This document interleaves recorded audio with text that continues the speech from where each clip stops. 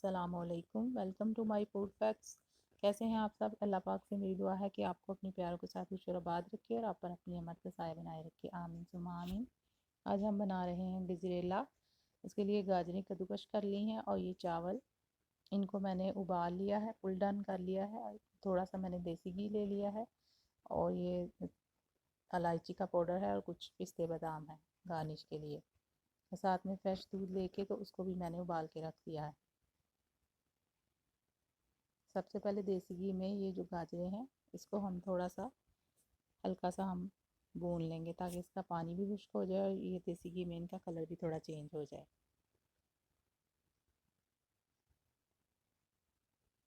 मैंने बारीक वाला गाजरों को बारीक किया है, आप जैसा भी करना चाहते हैं।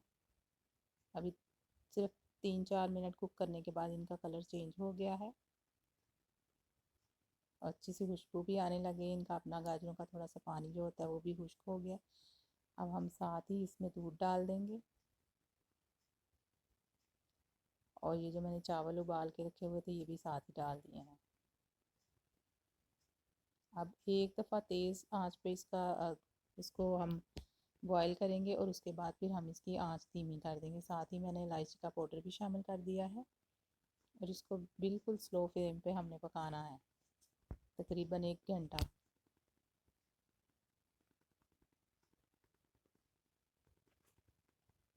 बिल्कुल इसको आहिस्ता आहिस्ता पकने में बहुत टाइम लगता है। साथ साथ मैं किनारे भी साफ़ करती जा रही हूँ।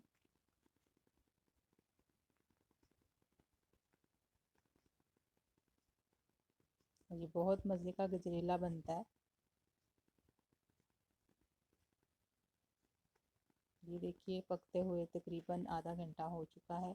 अब मैं इसमें चीनी शामिल कर दूंगी और पहले मैं इसमें चीनी डाल के देखूंगी और फिर चेक कर लूँगी। अगर मीठा हमारा कम होगा तो फिर मैं और शामिल कर लूँगी ताकि तेज़ ना हो जाए।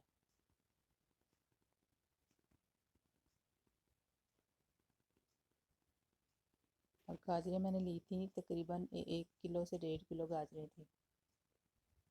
और साथ में ये खोया है, खोए में मैं अब थोड़ा सा दूध शामिल करके इसको मेल्ट कर लूँगी। तो फिर इसको हम मिक्स कर लेंगे ताकि इसकी गुठलियाँ ना बने। और ये बिल्कुल फ्रेश खोया है। तो ये तकरीबन जब आपको पकने में थोड़ा सा टाइम रह जाता हो उस टाइम पे खोए को शामिल करते हैं।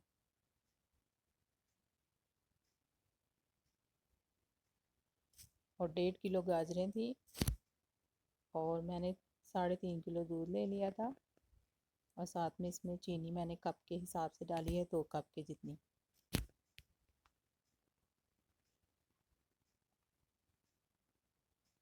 पकते पकते देखें कितना गहरा दूध उसका बहुत थिक हो गया है और ये बहुत ही टेस्टी और इसका अपना टेस्ट भी खोए जैसा हो जाता है पक पक के।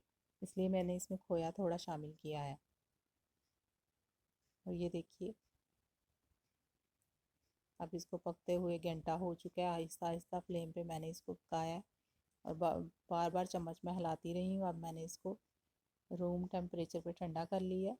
कुछ लोग ये गर्म खाते हैं और कुछ ठंडा करके खाते हैं। अब इसको मैं गार्निश कर लेती हूँ पिस्ते और बादाम से।